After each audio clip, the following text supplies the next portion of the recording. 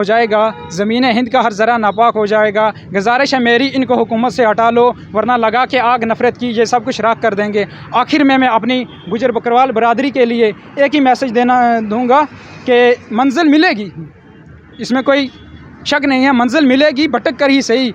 गुमराह तो वो हैं जो घर से निकले ही नहीं। मैं तमाम अपने गुजर बकरवाल भाइयों से, बुज़ुर्गों से ये गुजारिश करता हूँ कि अगर सरकार खुदा ना खास्ता हमारे साथ नाइंसाफ़ी करे, ऐसा तो हमें लगता नहीं, अगर कर गई, नाइंसाफ़ी कर गई, तो हम बड़े लेवल पर एक दिल्ली चलो मार्च रखेंगे और हमारा जो काफ़िला होगा भेड़ बकरियों के साथ, हमारा 5% पहले प्रोटेस्ट जो था वो पूंछ के अंदर था, लेकिन 95% जो लोग थे वो डोकू में थे। उनके साथ ये काफ़िला जब हमारा दिल्ली की तरफ रवाना होगा, अगर किसान यूपी बिहार का जाकर संसद के अंदर घेरा डालकर अपना हक लेना जानता है, और ये गुजर बकरवाल भी अपना हक लेना। आप देख रहे हैं न्यूज़ सैर इंडिया और मैं हूं अरफाज अहमद डैंग। आज की ख़ास मुलाकात में हमारे साथ मौजूद हैं फ़याज़ साहब, जो कि गुज्जर बकरवाल कम्युनिटी से ताल्लुक़ रखते हैं और अब डिस्ट्रिक्ट रियासी के रहने वाले हैं और जम्मू में आज मौजूद हैं। और ये जिस तरह से गुज्जर बकरवाल कम्युनिटी के लोग जो हैं लगातार सड़कों पे हैं, एसटी बचाओ आंदोलन जो है वो जो एक मुहिम छेड़े हुए हैं कि एसटी जो कोटा गुज्जर बकरवाल कम्युनिटी को या बाकी जो कम्युनिटीज़ इसमें हैं उनको जो दिया गया है उसके साथ जो है छेड़छाड़ बर्दाश्त नहीं की जाएगी। फ़याज़ साहब हैं, बातचीत करेंगे। फ़याज़ साहब, क्या कुछ मुद्दे आज रहेंगे आपके? और जिस तरह से हम सब जानते हैं कि 2 दिन पार्लियामेंट सेशन जो हैं और चलने हैं, क्या उम्मीदें की जा सकती? क्या पहाड़ी कबीले को एसटी स्टेटस मिलने जा रहा है या लॉलीपॉप दिया जा रहा है?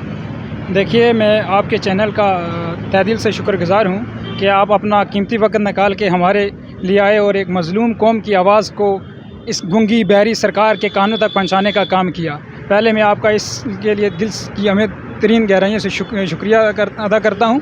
और उसके बाद रही हमारी जो एसटी की डिमांड, ये एक जेन्युइन डिमांड है और आए रोज़ आपने देखा होगा कि हम सड़कों पर हैं।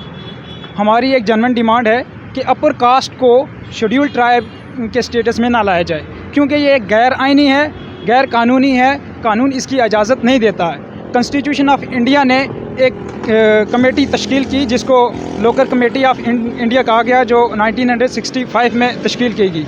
उसके अंदर कुछ पैरामीटर्स हैं कि उसके अंदर 5 फीचर्स हैं। अगर एक ट्राइब है तो उसके लिए क्या क्राइटेरिया होना चाहिए एक ट्राइब के लिए, और उसके अंदर 5 ऐसे पॉइंट हैं जिसमें एक परमिटिव स्टेट होता है, उसके बाद डिस्टिंक्ट कल्चर होता है, जियोग्राफिकल आइसोलेशन होती है और बैकवर्डनेस होती है। तो ये कुल मिलाकर 5 पॉइंट ऐसे हैं जिससे एक ट्राइब डिक्लेयर किया जाता है या एक ट्राइबल डिज़र्व करता है इंसान, वो एक सोसाइटी ट्राइबल डिज़र्व करती है। तो उस लिहाज से बात करें, अगर परमिटिव ट्रेड्स की बात करें तो उसमें एक हमारा बैकवर्डनेस आ जाता है, जिसमें हम ओल्ड जो हमारा ट्रेडिशन होता है हमारा, आपने देखा होगा कि खाने बदोशी आज भी वही रीति रिवाज है, एक पहाड़ से दूसरे पहाड़ पे जाना, और वही ओल्ड ट्रेडिशन है। आप खुद भी बकरवाल कम्युनिटी से ताल्लुक़ रखते हैं? मैं खुद बकरवाल कम्युनिटी से ताल्लुक़ रखता हूँ और वाड़वान हम डोकू में जाते हैं। अभी भी आप मतलब 6 महीने मैदानी इलाकों में और 6 महीने पहाड़ियों पर? 6 महीने मैदानी इलाकों में भी नहीं रहते हैं, लेकिन यहाँ पर भी हमारा जो इलाका है वो यहाँ पर भी पहाड़ी है, उस साइड भी पहाड़ी है, यहाँ पर भी पहाड़ी है। मैं आपको बता दूँ, अगर परमिटिव ट्रेड्स की बात की जाती है तो उसमें हमारा आता है कि आपको मैंने बता दिया कि उसके अंदर क्या चीज़ आती है। जियोग्राफिकल आइसोलेशन की बात करते हैं कि जब हम जाते हैं कश्मीर की तरफ जाते हैं या डोकू में जाते हैं तो हमें हिमालय की चोटियों से गुज़र के जाना पड़ता है, और उस वक़्त हम दरिंदों का शिकार होते हैं। हमारा जो माल मवेशी होता है वो दरिंदों का शिकार होता है, माली नुकसान हो जाता है, इंसान को जान को ख़तरा होता है। और जब वहाँ पर नुकसान होता है तो हमारी आखिरी रसूमात भी हम अच्छे तरीके से अंजाम नहीं दे पाते। अगर दूसरी समाज की बात करें तो अगर कोई किसी की अंदर वफ़ात हो जाती है, उसको 5-6 घंटे इंतज़ार किया जाता है कि फ़लाना रिश्तेदार आएगा, चाचा आएगा, ताया आएगा, मामू आएगा, फ़लाना रिश्तेदार आएगा, तो उसके बाद आखिरी रसूमात दी जाएगी। लेकिन हमारी समाज के अंदर ये होता है कि वहाँ पर अगर बंदे की वफ़ात हो चुकी है तो उसको 1 या 2 बंदा लेकर दफनाता है।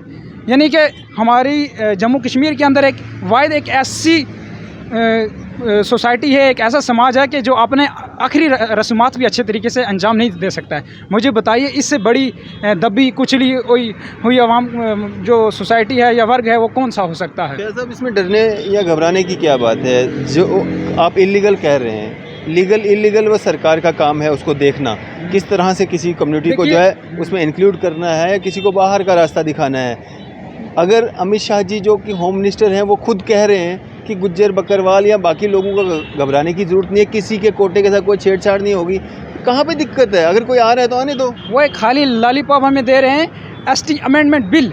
उससे क्या होता है कि ये जब ये डिज़र्व ही नहीं कर रहे, एक ट्राइबल है ही नहीं है, तो कौन सी कैटेगरी है जो डिज़र्व नहीं करती है? इसके लिए क्राइटेरिया होते हैं जो एक कल्चर के एक खाली लैंग्वेज के बेस पर एक हम इसको एसटी ट्राइब का स्टेटस नहीं दिया जा सकता। मैंने आपको बता दिया 5 पैरामीटर फुलफिल करने पड़ते हैं, उसके बाद सरकार ने देना है ना, सरकार को देखना है क्या सही है क्या गलत है, और सरकार देने जा रही है। इंट्रोड्यूस पार्लियामेंट में हो चुका है, तो हो सकता है ये जो 2 दिन है 2 दिन के अंदर उनको एसटी मिल जाए। क्या मतलब गलत कहाँ से हो गया? अगर करेगी पास करेगी, यहाँ पे किसान बिल भी पास हुए थे, लेकिन वो भी वापस सरकार को अपना फैसला लेना पड़ा था। जो गैर आइनी फैसले सरकार लेती है मेजॉरिटी में आके, अपनी पावर में सत्ता में आकर, वो उसको लेने पड़ते हैं।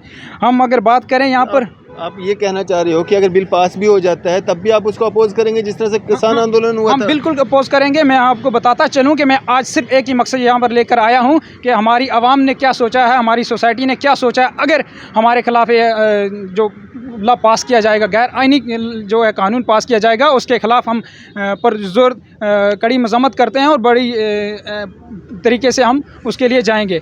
मैं आपको बताता चलूं कि एक हमारा जो हिंदू रिलीजन है उसके अंदर 4 वर्ण आते हैं, जिसमें ब्राह्मण, क्षत्रिय और वैश्य और शूद्रास। ब्राह्मण को विजडम और नॉलेज के नाम से जाना जाता है, क्षत्रिय को वॉरियर क्लास कहा जाता है, विष्णु ट्रेड और बिजनेस से ताल्लुक़ रखते हैं, शूद्रा हमारी तरह ही कैटेगरी में आता है। दूसरी तरफ अगर हम मुस्लिम समाज के अंदर देखें तो सईद सबसे बड़ी कास्ट आती है। यहाँ पर देखा जाए विबोध गुप्ता एंड शर्मा वर्मा एंड सब इसमें डाले जा रहे हैं। दूसरी तरफ सईद को भी डाला जा रहा है इस शेड्यूल ट्राइब के अंदर। देखिए ये एक पॉलिटिकल प्रोपोगंडा है, सिर्फ एक पॉलिटिकल इंटरेस्ट के लिए, वोट बैंक के लिए ये सरकार कर रही है और इसके अलावा कुछ नहीं है। सरकार हमारा सर काट के हमारी कुर्बानी लेकर अपना पॉलिटिक्स जो है वो चमकाना चाहती है, लेकिन ऐसा हम हरगिज़ नहीं होने देंगे। हम अगर जान देंगे तो वो देश के लिए देंगे, वरना हम एक बीजेपी पार्टी के लिए नहीं देंगे। हमारा आपने देखा होगा पिछले दिनों में जो हमारा पुंछ के अंदर एक पीसफुल प्रोटेस्ट हुआ, आपने भी देखा होगा पीसफुल प्रोटेस्ट हुआ, लेकिन गोदी मीडिया ने उसको एड़ी चोटी का जोर लगाया कि इसको बदनाम किया जाए। उसको बदनाम करने के लिए उन्होंने बड़ा कुछ किया, मगर वो बदनाम ना कर पाए। तो मैं कहना चाहता हूँ उस गोदी मीडिया से, सुन ले हमारा इतिहास क्या है। ये गुज्जर बकरवाल हैं जिन्होंने टाइगर ऑपरेशन किया। ये उस माँ का बेटा है, उस बहन का भाई है, जिसने एक गोली से 3 मिलिटेंट को एक जगह पे ख़त्म किया था। आपने भी देखा होगा, सुना होगा। ये वहाँ से और उनके ऊपर ब्लेम लगाते हो कि इनको फ़िल्टर करने की ज़रूरत है। अरे हमें कहता हूँ, आप एक गुज्जर बकरवाल एक बटालियन बनाइए, फिर देखिए क्या होता है। सरफरोशी की तमन्ना अब हमारे दिल में है, सरफरोशी की तमन्ना अब हमारे दिल में है, सरफरोशी की तमन्ना अब हमारे दिल में है। देखना ये होगा कि कितना ज़ोर बाजुए कातिल में है। हम इस चीज़ को देखेंगे कि फिर देखिए मिलिटेंट के साथ क्या होता है। मैं आखिर में यही कहूँगा कि जो भी हमारा सेकुलर विचारधारा से ताल्लुक़ रखते हैं, वो कोई भी ऑर्गेनाइजेशन हो, कोई भी तंजीम हो, उनको एक जगह होना चाहिए, यकजहती कायम करनी चाहिए। और ये जो सरकार है, ये हमारे लिए जो एक कॉन्स्टिट्यूशन को ख़त्म करने की बात कर रही है, डेमोक्रेसी को ख़त्म करने की बात कर रही है, और इसके हम ख़िलाफ़ हैं कि वतन सोने की चिड़िया है मगर राख हो जाएगा, वतन सोने की चिड़िया है मगर खाक हो जाएगा, ज़मीन हिंद का हर ज़रा नापाक हो जाएगा, ज़मीन हिंद का हर ज़रा नापाक हो जाएगा। गुजारिश है मेरी, इनको हुकूमत से हटा लो, वरना लगा के आग नफ़रत की ये सब कुछ राख कर देंगे। आखिर में मैं अपनी गुज्जर बकरवाल बरादरी के लिए एक ही मैसेज दूँगा कि मंजिल मिलेगी, इसमें कोई शक नहीं है, मंजिल मिलेगी, भटक कर ही सही। गुमराह तो वो हैं जो घर से निकले ही नहीं। मैं तमाम अपने गुज्जर बकरवाल भाइयों से, बुज़ुर्गों से ये गुजारिश करता हूँ कि अगर सरकार खुदा ना खास्ता हमारे साथ नाइंसाफ़ी करे, ऐसा तो हमें लगता नहीं, अगर कर गई, नाइंसाफ़ी कर गई, तो हम बड़े लेवल पर एक दिल्ली चलो मार्च रखेंगे और हमारा जो काफ़िला होगा भेड़ बकरियों के साथ।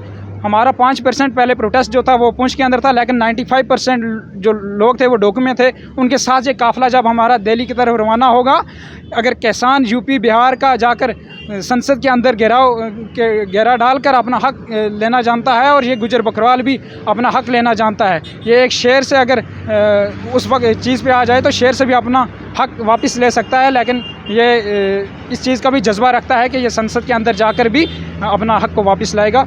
शुक्रिया। शाह साहब, अगर हम बात करें पार्लियामेंट सेशंस की, और जब बिल इंट्रोड्यूस किया गया था, ये कहा जा रहा था कि कुछ समय के बाद, 1 घंटे के बाद, 2 घंटे के बाद, कल परसों जो है बिल पास हो जाएगा और पहाड़ी कबीले के लोगों को जो है एसटी में शामिल कर दिया जाएगा। लेकिन अब सिर्फ कल और परसों का दिन है जो सेशन होना है, उसके बाद दिसंबर में लगभग जो है वो सेशन दोबारा शुरू होगा। तो क्या लगता है आपको, पहाड़ियों को एसटी मिलने जा रहा है, या आपका जो प्रोटेस्ट है गुज्जर बकरवाल कम्युनिटी के लोग जो सड़कों पे हैं, उसका ये प्रेशर जो है सरकार पे है और इसलिए इसको आगे आगे किया जा रहा है? बिल्कुल, ये एक सरकार, हमारा एक प्रेशर है सरकार पे। हमारी एक जेन्युइन डिमांड है और एक जायज़ डिमांड है। हम इलीगल तरीके से नहीं चाह रहे हैं। जो भी हम बात कर रहे हैं, मैं अकॉर्डिंग टू लोकल कमेटी के हिसाब से मैंने बात की कि जो क्राइटेरिया फुलफ़िल किया जा रहा है, तो वही डिमांड है हमारी। और ये डिमांड्स देखी जा रही हैं और हमारा जो प्रेशर देखा जा रहा है, सरकार मजबूर है कि अब क्या किया जाए।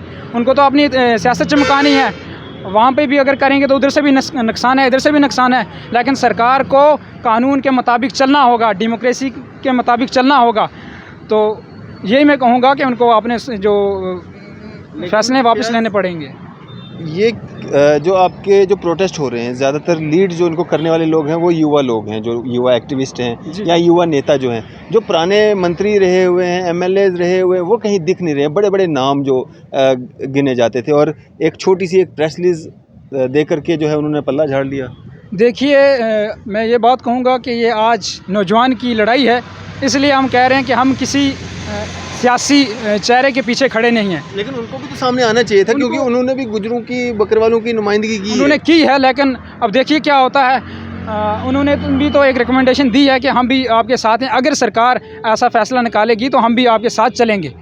तो देखते हैं अब क्या होता है। अगर सरकार, हमारी जो पॉलिटिकल रिप्रेजेंटेशन है, हमारी जो लेजिस्लेटिव असेंबली के अंदर जो हमारे एमएलए थे वगैरह, अगर वो नहीं चलेंगे, फिर भी ये नौजवान इतना जज्बा रखता है और अपना हक लेने की ये कोशिश करेगा। चलें, शुक्रिया हमारे साथ बातचीत करने के लिए। ये थे हमारे साथ फयाज साहब, जो कि एक गुज्जर बकरवाल कम्युनिटी से ताल्लुक़ रखते हैं, डिस्ट्रिक्ट रियासी से। ये जम्मू में अपनी बात रखने के लिए आए हुए थे।